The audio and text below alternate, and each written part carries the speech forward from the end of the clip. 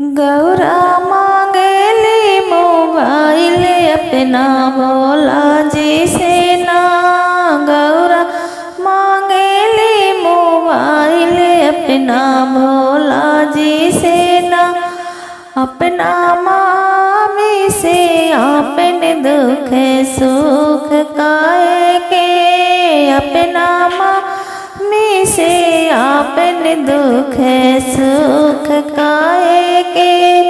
बात खैनी हम पूड़िया मिठैया खाए के पड़ल भांगिया तुरवाना।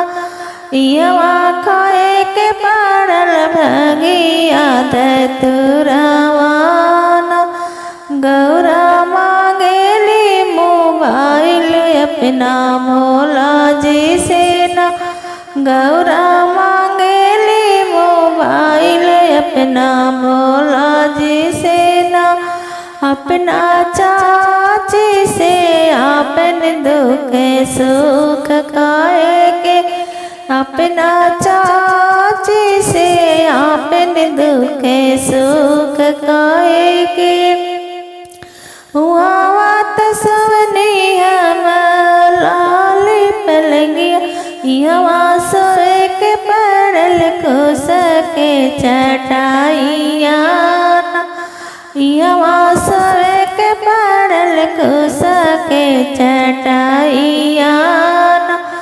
गौरा मांगेली मोबाइल अपना भोला जी से ना।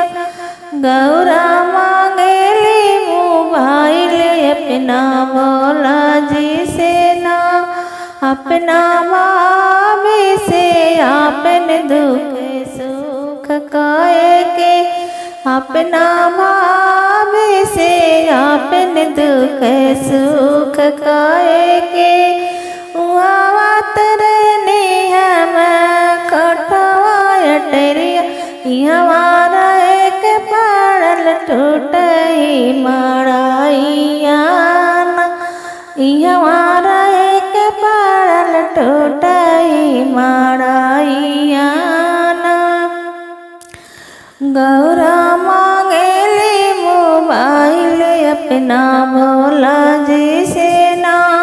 गौरा मांगेली मोबाइल अपना भोला जी से ना। अपना दीदी से आपन दुख सुख काहे के। अपना दीदी से आपन दुख सुख काहे के।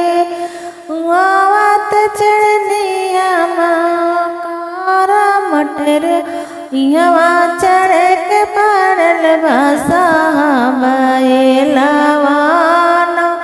यवा चढ़ के पड़ल भाषा बैलवाना।